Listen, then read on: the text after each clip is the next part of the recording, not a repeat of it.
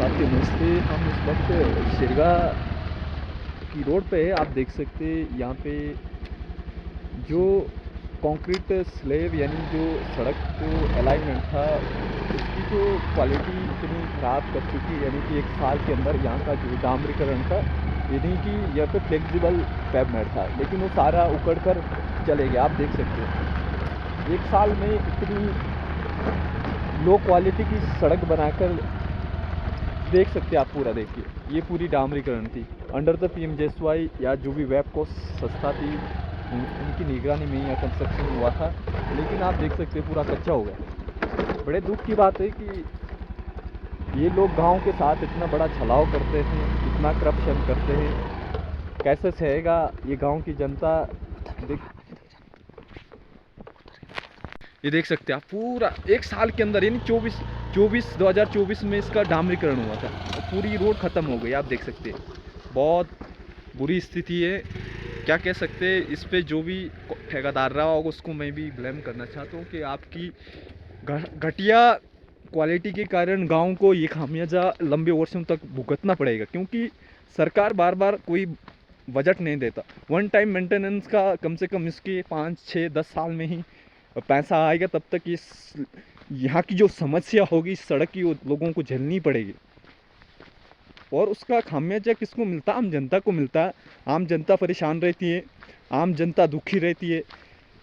ये ठेकेदार, ये नेता लोग तो पैसा लपेट के सीधे देहरादून दिल्ली चले जाते हैं। तो मैं हैशटैग करना चाहता हूँ इस वीडियो को। ये देख सकते हैं कितना कम से, अगर आप देखें सड़क की जो लेयर होती है, सबसे पहले सब ग्रेड बनता, फिर उसका सब बेस बनता, फिर बेस बनता, फिर उसकी लेयरिंग चढ़ती है। और भी कम से कम इसकी जो थिकनेस ऑलमोस्ट कम से कम ये लगानी चाहिए कि इसकी जो थिकनेस आती है कम से कम आधा मीटर के करीबन इसकी थिकनेस आती है, अगर हम पूरी लेयरों की बात करें। लेकिन यहाँ तो कुछ सिर्फ सब ग्रेड के ऊपर ही लितापोती करके इस सड़क का निर्माण कार्य किया गया। इंफ्रास्ट्रक्चर जो हुआ बहुत गलत तरीके से हुआ।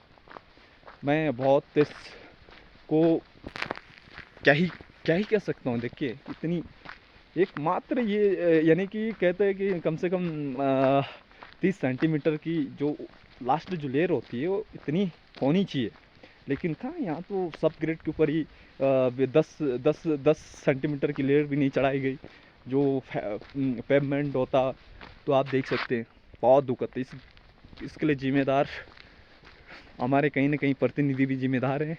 और सेकंड पॉइंट पर हमारा प्रशासनिक एडमिनिस्ट्रेटिव है, और सेकंड में जो विभाग है यानी कि जो आई है, जेई है और एक्शन जी है यार, वो अगर वो आके यहाँ पे इंस्पेक्शन रिपोर्ट लगती है तो क्या इंस्पेक्शन लेके जाते हो?